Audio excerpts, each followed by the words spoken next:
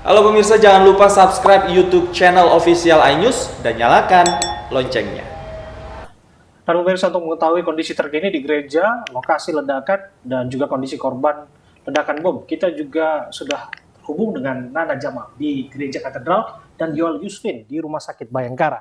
Kita menuju ke Nana terlebih dulu. Nana, bagaimana hasil olah tempat kejadian perkara hingga sore hari ini? Iya, hasil olah TKP masih belum bisa disampaikan ataupun belum disampaikan kepada pers maupun kepada masyarakat. Saat ini di belakang kami olah TKP masih terus dilakukan sejak pagi hari tadi, di mana kita ketahui bahwa ledakan ini terjadi pada pukul 10.30 waktu Indonesia Tengah. Berbagai gedung-gedung perkantoran dan juga hotel serta kafe-kafe ataupun juga tempat-tempat perbelanjaan yang berada di sekitaran lokasi ini juga mulai diamankan oleh pihak kepolisian, termasuk dengan mengosongkan lokasi kegiatan yang ada di sekitar Gereja Katedral Makassar. Terakhir informasi yang dan juga pantauan dari lokasi TKP yang dapat kami sampaikan adalah masih dilakukannya pengumpulan puing-puing tubuh ataupun potongan-potongan tubuh korban yang masih berserakan di lokasi kejadian, termasuk di sekitaran hotel Singgasana, di mana high explosion ataupun ledakan tinggi yang terjadi pagi hari tadi ini juga membuat kaca hotel Singgasana ini juga turut mengalami kerusakan seperti itu. Ada sekitar 17 kamar atau 14 kamar yang mengalami kerusakan akibat dari ledakan yang terjadi di Gereja Katedral Makassar. Dan Abraham dan juga Syafa, yang bisa kami sampaikan bahwa hingga saat ini kami masih juga menantikan update terkini, di mana terakhir yang kami ketahui ada 14 korban, di mana ada sekitar tambahan 5 korban luka-luka yang kemudian sudah dibawa ke rumah sakit, yaitu di Rumah Sakit Bayangkara, Pelamonia, dan juga Rumah Sakit Stella Maris.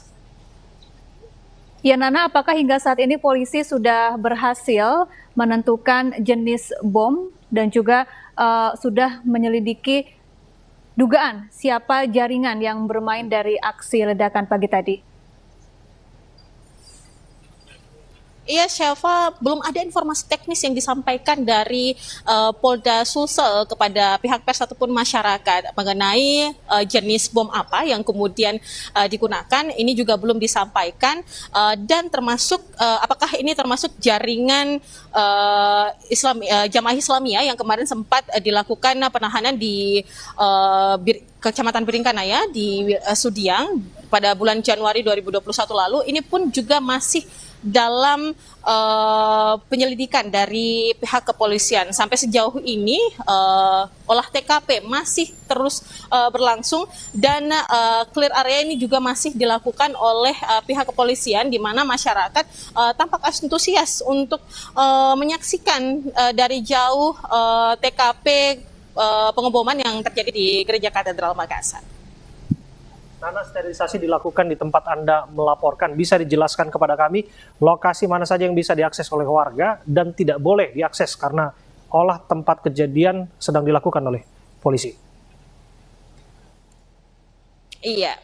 Dan ini juga kami informasikan kepada Anda, khususnya masyarakat Kota Makassar yang terpaksa harus melalui jalur lain, di mana Gereja Katedral Makassar ini sendiri kita ketahui berada di Jalan Kajolalido Makassar, sehingga Anda yang kemudian akan melalui jalur Kajolalido, Bontolempangan, kemudian juga Usman Jafar, dan juga Jalan Amanagapa serta Jalan Kartini, ini diharapkan untuk dapat mengambil jalur lain, karena jalur-jalur tersebut ataupun jalan-jalan tersebut ini telah ditutup untuk umum oleh kepolisian, sehingga Anda hanya bisa melalui jalur alternatif lainnya, di mana Anda yang ingin mengakses Jalan Hasanuddin, Anda bisa mengakses dari Jalan Nana Jamal, selanjutnya kita menuju ke Yoel Yusfin di Rumah Sakit Bayangkara Makassar.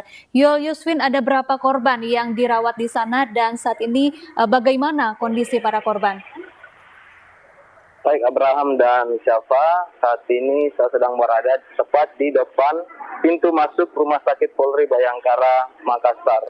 Dan memang berdasarkan data yang dihimpun oleh petugas yang berjaga di depan ini, sejauh ini sudah ada 12 korban ledakan yang dipindahkan ke Rumah Sakit Polri Bayangkara Makassar, di mana sebelumnya para korban ini menjalani perawatan medis di beberapa rumah sakit di Kota Makassar, di antaranya Rumah Sakit Stella Maris, Rumah Sakit Akademis, dan Pneumonia. Nah, memang rata-rata korban yang dirujuk ke Rumah Sakit Bayangkara ini umumnya mengalami luka ringan maupun luka berat. Tadi juga disebutkan sudah ada sekitar 19 korban yang menjadi korban dari ledakan bom bunuh diri ini, di mana beberapa di antaranya sudah dipulangkan. Sementara korban yang masih mengalami luka ringan dibawa ke Rumah Sakit Bayangkara Makassar. Umumnya mereka mengalami luka serpihan seperti kaca yang menembus di tangan dan kaki, dan luka berat seperti luka bakar yang hampir terbakar di seluruh sekujur tubuh para korban ini. Siapa? Unsur korban ini. Gimana, Pak? Ya, bisa dijelaskan kembali siapa saja yang menjadi korban, lapisan masyarakatkah, security, gereja, dan lain sebagainya, atau ada tambahan data terbaru?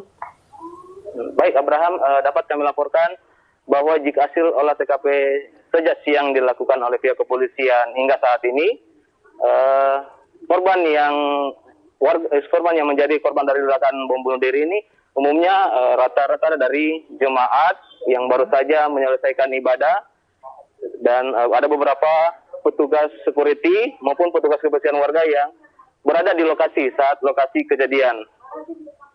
Abraham. Yoyosvin, apakah saat ini jenazah terduga pelaku sudah berada di Rumah Sakit Bayangkara?